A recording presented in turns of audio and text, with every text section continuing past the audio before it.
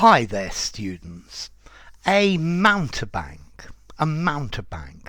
This is a countable noun. This it talks about somebody who is a charlatan.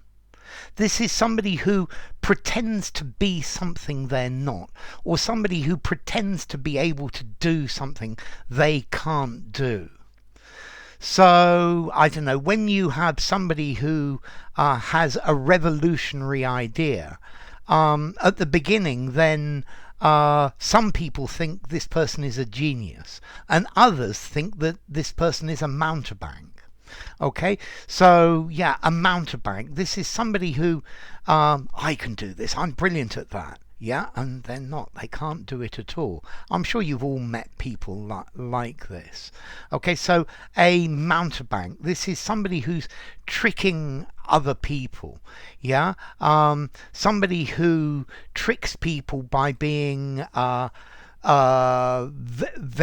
upbeat and very happy and very clever. But actually, what they're selling you is no good. Yeah. It's a charlatan, a quack. Normally, though, this word a quack normally talks about doctor, yeah, who isn't a doctor. So a quack doctor is a mountebank doctor. Let's look at the origin of this word because it explains, I think, quite well the meaning. This word actually comes from Italian, from Mountebanco, yeah, monta in banco, monta to mount, to get up, on a banco, on a bench. So the mountebank is somebody who gets up on a bench to sell the things that they've got to sell. And normally in the past, a mountebank was somebody who was selling quack cures.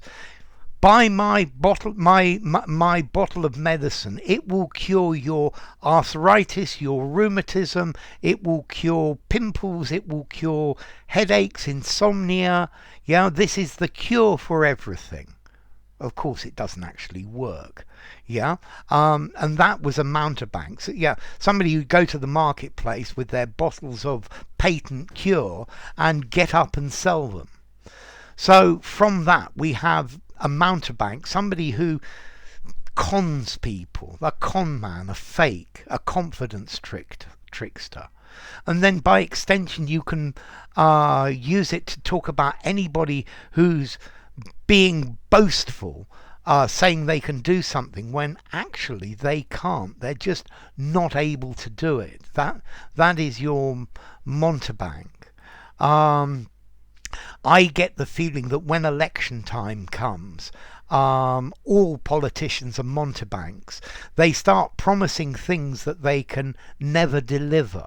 I think that was the late Liz Truss's problem. The late British Prime Minister, the ex-British Prime Minister, she promised all sorts of things that she couldn't deliver. That's a mountebank. Okay, so a mountebank. This is somebody who is pretending that something is true when it's not. They're pretending things about themselves. They're making promises or claims that are not true, or they're pretending to be something they're not. I'm a computer expert. Give me your computer. Be careful. Make sure that what they're telling you is true. This is like a snake oil salesman or a patent medicine salesman, somebody who sells these medicines that are going to be the cure for absolutely anything.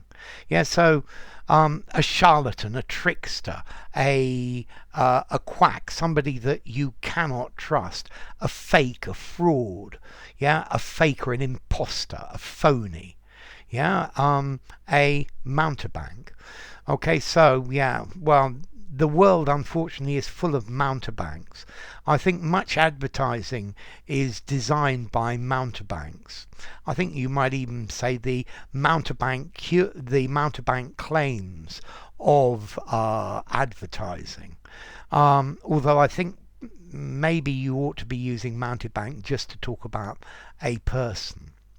So, formality. I think I'm going to give it a 6.5, maybe even a 7. 6.5 in formality. Informally, I'd say informally, I'd say a charlatan is a much more common word, or a con man, or a trickster. So use it in a semi-formal conversation, semi-formal or formal writing. And then, as I said, from Italian montem a banco, somebody who gets up on a bench and tries to sell their wares. So enough. If you enjoyed the video, give it a rating, subscribe to my channel, and I will see you soon. Bye for now. Mountebank.